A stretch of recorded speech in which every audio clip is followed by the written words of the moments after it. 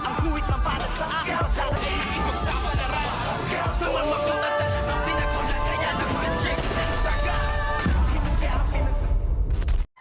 Good afternoon and welcome sa aking munting channel. Patuloy na ngang pinahahanap nitong si Ramon, ito ngang si Aling Marites, para nga malaman niya ang katotohanan nga sa pagkatao ng tanggol na nasa kanilang mansyon, dahil hanggang sa ngayon ay meron pa rin siyang duda sa tanggol na nasa kanilang tahanan at kung bakit nga ito hinahabol at pinapapatay noon nung sila ay aksidenteng magkita, at para rin malaman niya kung sino nga ba ang kalaban nito ngang si Aling Marites, na ngayon ay patuloy nga siyang pinapahanap. Ngunit wala ngang kaalam-alam itong si Ramon na mismo pa lang nasa mansyon nila ang siyang nais na pumatay dito nga kay Aling Marites, at siya ang tunay na humahabol sa kanya para nga hindi na sila muling magkita at hindi mabulilyaso ang lahat nga ng plano nila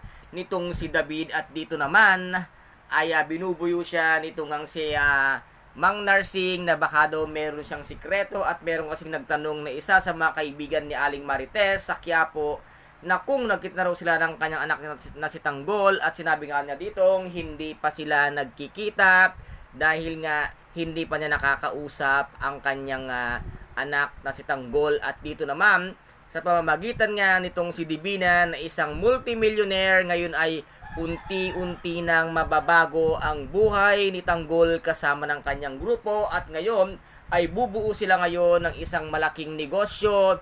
Gagamitin nga nila ang Star of Venus para patuloy at mas yumaman pa daw sila. Ito nga ang sabi ni Divina, at lahat sila ay yayaman at pare-parehas ang hati dahil nga magkasosyo na sa negosyo itong si Tanggol at si Divina, at ngayon ay ibang-iba na ang kanilang itsura.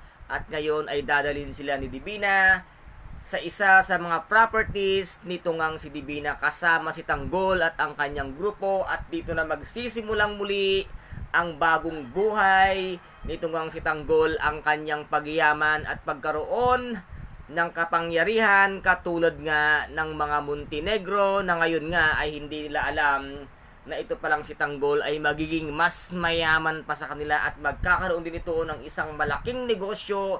At wala ding kaalam-alam ang mga kabalyero na unti-unti na palang kakalas ang grupo ni Tanggol sa kanila dahil nasa kanila nga ang Star of Venus. Kaya guys, ito po ang ating pakaabangan dito nga sa tinaguriang pambansang teleserye FPJ, ang Batang Quiapo. At kung nagustuhan po ninyo ang aking videos for today, paki-subscribe na lamang po ng aking channel, paki-like and share para maging update kayo sa lahat ng gagawin kong videos.